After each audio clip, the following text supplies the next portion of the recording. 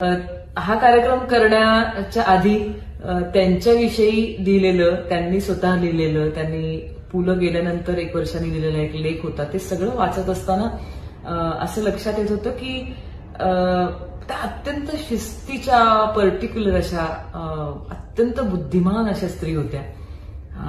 त्यांचं कवितेवरचं प्रेम, पुलंविषयीची आत्मीयता, त्यांच्याविषयीचं प्रेम, तो सगळा संसार करण्यातला त्यांचा वाटा, पुलं होण्यामधला सुनीताबाईंचा वाटा, हे खूप वेगळं सगळं समीकरण आहे. आणि कुठच्याही माणसाला आपण एक लेबल नाही देऊ शकत अशा प्रकारचं. आयुष्याच्या या टप्प्यावर, ज्या टप्प्यावरचे पुलं आणि सुनीताबाई या कार्यक्रमात दिसतात, त्या टप्प्यावर ते कसे वागत असतील, एकमेकांशी काय संवाद साधत असतील, हे एक्सप्लोर करण्याचा हा प्रयत्न आहे.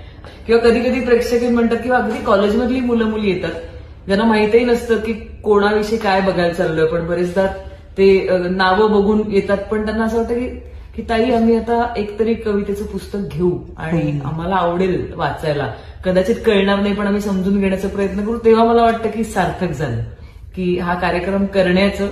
किंवा असं वाटतं की जर पुलं आणि सुनीताबाई बघत असतील तर त्यांनाही खूप आनंद होईल हे ऐकताना, की हा कार्यक्रम करण्याचं.